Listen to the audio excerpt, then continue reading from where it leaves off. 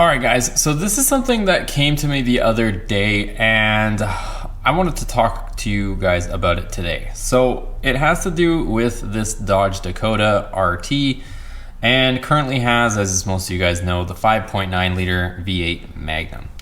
So I was, we're almost wrapped up with the Dodge Viper. You guys already know the Supercharged Dodge Viper project. If you guys haven't followed along with the channel or you're new to the channel, check that out. We fully supercharged that car, went step by step, showed everybody how I did it, and we're just wrapping up the tuning stuff right now. So that one's almost done, and I'm trying to think like, okay, what do I want to do next with this channel? What do I want to do next with you guys on the channel? And what's exciting, what's trending, what would people like to see? And I know like the Hellcat stuff, the Charger, the Challenger, that stuff is big. A lot of people do well with it, but hopefully it doesn't offend anybody, but I don't get too excited about a Charger or a Challenger. A few reasons, but mainly just because there's so many of them out there.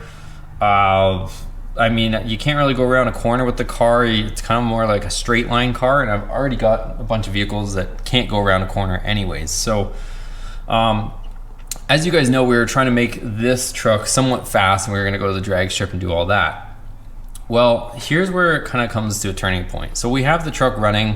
You guys know we've done M1 intake. It's got a tune on it. It's got a ported throttle body, exhaust, cam, some small stuff, right? But this Magnum platform, you can make power from it. Don't get me wrong. You can also make power from a Honda Civic. You can make power from a Kia. You can make power from just about anything with the right amount of money and time and effort spent into it. So I'm not denying the fact that we can't make a ton of power with this, but I think something that's just gonna fast forward this whole process and put us into the ballpark that I wanna get us into is going to be to yank that engine out of there. And you might be asking, with what? Well, I did a bit of research yesterday, and I'm gonna tell you guys by the end of this video what I'm talking about. I did a bit of research yesterday, and I found a ton of components available for these trucks that I didn't know exist. So if I don't know they exist, I'm not saying I know everything about these, but you guys probably don't either, because I guess these parts got silently released and nobody really said anything about them because I didn't know about them. Maybe some of you guys know if you're really digging around, but Holley Performance, you guys know Holley, they offer direct bolt ups for Gen 3 Hemi Mopar engines into these trucks. And when I'm talking complete bolt ups, they have like all the solutions. They have the engine mounts, the motor mounts, that you don't require any cutting. You just bolt it up to the engine and it drops straight into this chassis. They have the transmission brace, and they have all these different brackets for whatever transmission you want to run. They have all the brackets. So that means that we can literally go out, buy a swap, and I don't have to even use the welder that I bought. We can just drop a newer Mopar, I'm not gonna make it LS or anything, but newer Mopar engine into this chassis, which that right there excites the hell out of me. So what I'm thinking, and this is the game plan, is I'm going to probably get that bracket kit. I don't know which parts I'm gonna piece out first, but here's my thought process. We could do a 5.7 liter Hemi. It's common, everybody's done it, but how much power are we gonna make? The motor makes about 400 horsepower from around the crank, 390 or 95, whatever it is, just stock. So, I mean, that would be a nice increase over what we got for sure. But the thing is, as soon as you go Gen 3 Hemi, you have to completely change out the engine harness and the PCM and what's running the truck. And in order to do that, you pretty much have to either completely gut out an existing vehicle and take all the modules from it to get it to run in this, or you can get the Mopar Performance PCM package where it comes with the PCM and the harness and the pedal and electronic pedal and all that stuff. But I mean, that right there is $1,500 to $2,000 in itself. So if I'm gonna buy the Mopar Performance harness and PCM and package for $1,500 to $2,000, say we get a Gen 3 Hemi swap for a few grand, then I'm still only making 400 horse, maybe 500 if we do some small bolt-ons and stuff like that, but nothing that's gonna break the internet or break any records or do anything crazy. So this is where the next train of thought goes. You can get the Mopar Performance PCM package for the Hellcat. So you guys probably know just by me saying that where this direction is headed. You can also use that Holley bracket kit and it bolts up to the Hellcat. You can also use the 8-speed transmission from the Hellcat with that bracket kit for the transmission. So I can drop an 8-speed automatic transmission with the Hellcat engine, bolt it right up into this chassis and turn this thing into an absolute monster.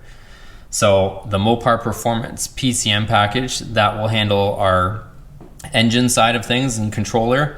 And I've already done some research to find out what can control the transmission, because that's one of the downsides of this whole dilemma. And part of the reason why I didn't pull the trigger sooner is because I want to put that 8-speed transmission in there. That thing shifts lightning fast. It's going to be able to hold the horsepower.